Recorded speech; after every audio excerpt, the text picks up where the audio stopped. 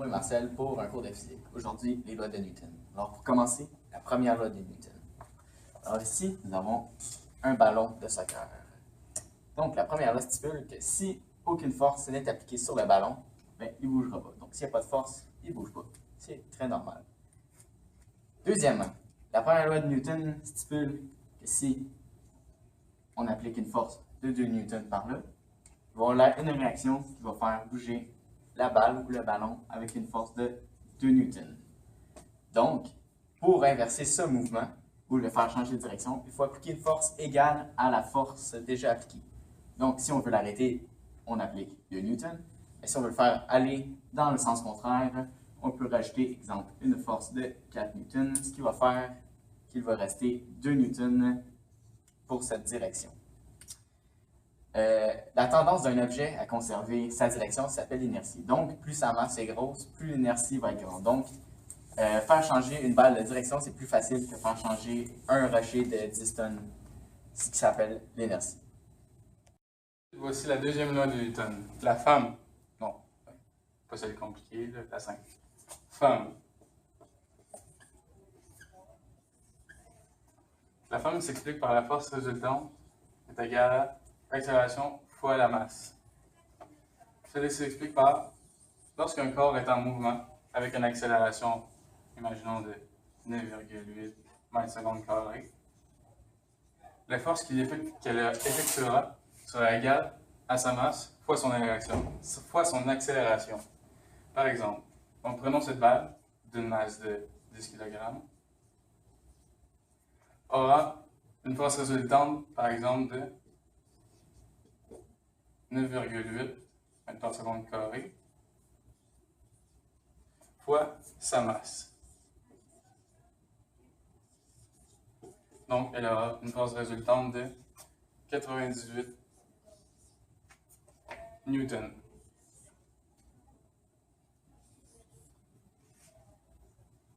On va faire un petit numéro qui va démontrer la deuxième loi de Newton.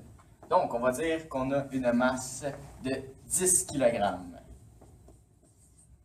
Donc, c'est une balle qui est lancée par un jeune joueur de tennis.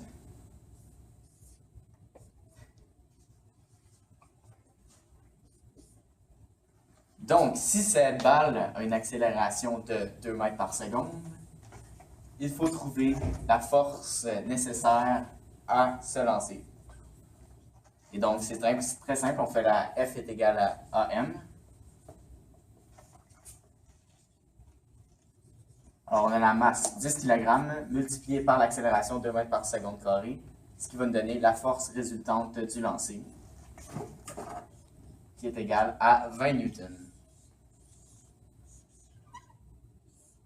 Donc, on peut voir que la formule femme est très simple comparée à la femme dans la vraie vie. Nos explications sur la théorie que nous expliquions, nous allons continuer, moi Bianca et elle Sophie, à expliquer le travail et la puissance mécanique. Donc pour commencer, nous allons vous expliquer le travail. Le travail s'explique sous la forme de la lettre W en physique. Puis la formule du travail est égale à la force fois le déplacement qui est exprimé par delta S. Dans le fond, on va faire un petit exemple. Mettons, je pousse une boîte qui est égale avec une force de 2 newtons sur une distance de 20 mètres, exemple. On va juste appliquer cela dans la formule. Le travail va être égal à la force qui serait le 2 newtons appliqué fois la distance de 20 mètres. Oups. Ce qui ferait en sorte que j'aurais un travail de 40 joules. C'était le travail. Pour continuer, moi Bianca, je vais vous expliquer la théorie sur la puissance mécanique. Alors, qu'est-ce que la puissance mécanique? La puissance est exprimée par la variable P, telle qu'écrit ici, qui est égale à la variable W, qui est le travail, comme Sophie nous l'a mentionné tantôt, divisé par le delta T, qui est en fait le temps exprimé en secondes. D'ailleurs, le travail est exprimé en joules, comme je l'ai mentionné, et la puissance est exprimée en watts. Donc, pour poursuivre, je vais expliquer comment calculer la puissance. Alors, ici, nous avons une personne qui pousse une boîte durant 5 secondes. Le travail qu'elle applique dessus est de 10 joules. Alors, comment faisons-nous pour calculer la puissance? Nous n'avons qu'à diviser le travail de 10 joules divisé par 5 secondes, ce qui nous donne une puissance de 2 watts. À présent, nous allons vous expliquer un problème. Donc ici, nous avons Pedro et Marcel qui tirent une boîte à l'aide d'une corde en appliquant une force de 20 newtons sur une distance de 30 mètres.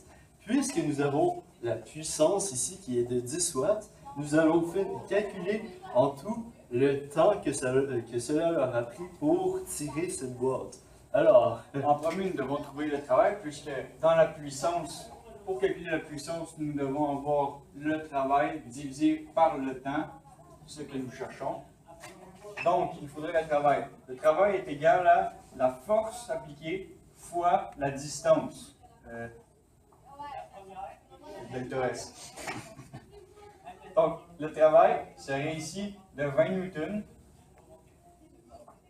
fois le 30 mètres, ce qui donnerait un travail de 600 joules.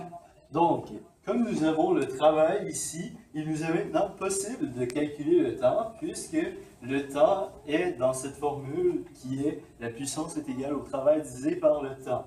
Donc, ici, nous n'avons qu'à isoler le delta t, ce qui nous donne delta t est égal au travail divisé par la puissance, ce qui va donner delta t est égal à 600 joules